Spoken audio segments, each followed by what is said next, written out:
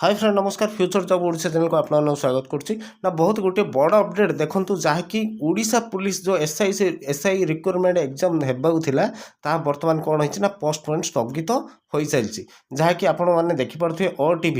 OTV मध्यम ना tweet अच्छी आपण मैंने देखी नियंतु जहाँकि जो ओडिशा पुलिस ग्रुप डी पदवी परीक्षा स्थगित आसंता 8 और 9 तारीख में परीक्षा स्थगित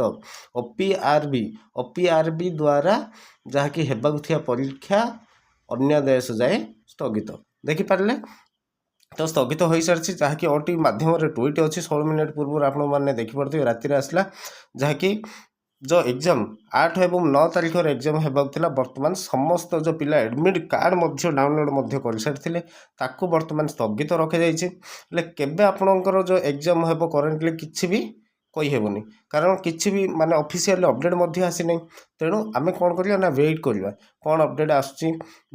एग्जाम केबे हम ठीक अच्छे जिते शीघ्र माने किसी अपडेट आसला मुझे सागर बहुत मात्रा शेयर करूँ यही वीडियो को गोटे गोटे पिला पाखे जमी ये भिडियोटी पहुँची पार ठीक अच्छे जो मैंने एसआई ओडिशा पुलिस जो प्रिपरेशन होते से बहुत मात्रा शेयर करूँ एमती अपडेट पाइबा आम चैनल को सब्सक्राइब कर पाखे बेल आइकन को प्रेस कर रखुँ यह आज अपडेट रोज फ्रेंड जय जगन्नाथ।